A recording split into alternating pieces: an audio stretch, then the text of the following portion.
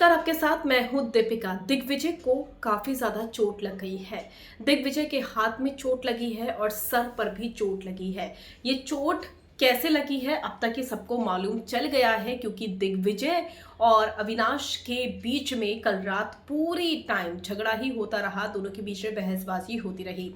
Avinash protect कर रहे थे शिल्पा को, और शिल्पा स्टार्स को भले ही हार गई हो, लेकिन प्रोटेक्शन जो था उनके पास काफी ज्यादा था। हालांकि अविनाश ने जिस तरीके से प्रोटेक्ट किया शिल्पा को, ये बताता है कि वो दिल से चाहते थे कि शिल्पा टाइम गॉड बने, जबकि दिग्विजय सपोर्ट कर रहे थे रजत को, जो कि एक जगह टॉप पर बैठ गए थे और उन्होंने अपनी टी को बचा कर रखा।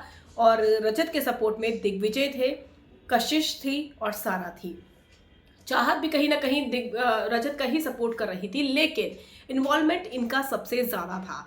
अब ऐसे में दिग्विजय लगातार इंस्टिगेट तो कर ही रहे थे, और फर्स्ट पुशअप किया दिग्विजय ने ही किया था छाती से, और बार बार पोक कर रहे थे। लेकिन अविनाश भी इस बार अड़े रहे।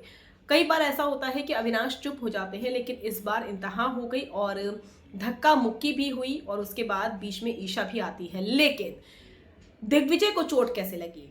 दिग्विजय को काफी ज्यादा चोट लगी है, हाथ में लगी है, सर पर लगी है, लेकिन दिग्विजय को खुद की गलती की वजह से चोट लगी है।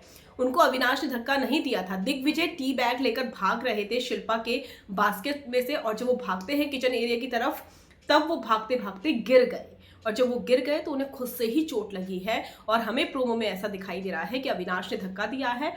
एक्चुअल में वो वाला जो धक्का था अविनाश की वजह से नहीं हुआ है।